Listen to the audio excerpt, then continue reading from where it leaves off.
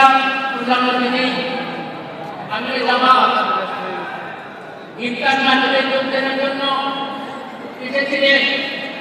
কাছাকাছি এসে উনি অসুস্থ করে ওনার বমি হওয়ার কারণে উনি আর থাকতে পারেননি এবং চলে গেছেন। আমরা তার দোয়া করব আল্লাহ সুবহানাহু ওয়া তাআলা তাকে যেন সুস্থ দান করেন।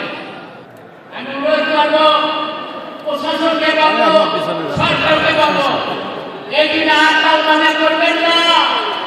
মণিপুর দেশের মানুষের প্রাণের স্পন্দ আগে সেই প্রাণ ফিরে দিতে হবে, আগে সেই পরিচ্ছন্ন অবস্থা ফিরে দিতে হবে, আগে সেই মানুষের প্রাণ ফিরে দিতে হবে।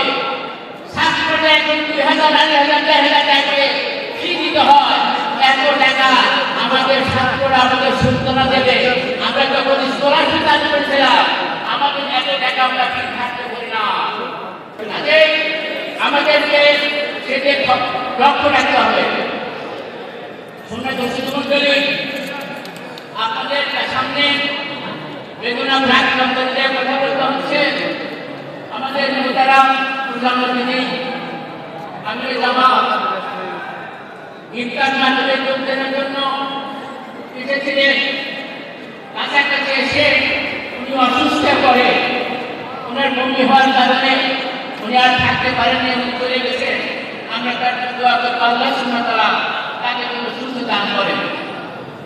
আমাদের এখানে আমাদের সবার দায়িত্ব পালন করার কথা আমাদের ঢাকা মহানগর সম্মিলিত আমির জনাব সেলিম উদ্দিন ভাই, তিনি কিছুক্ষণের মধ্যে এসে পৌঁছে যাবেন।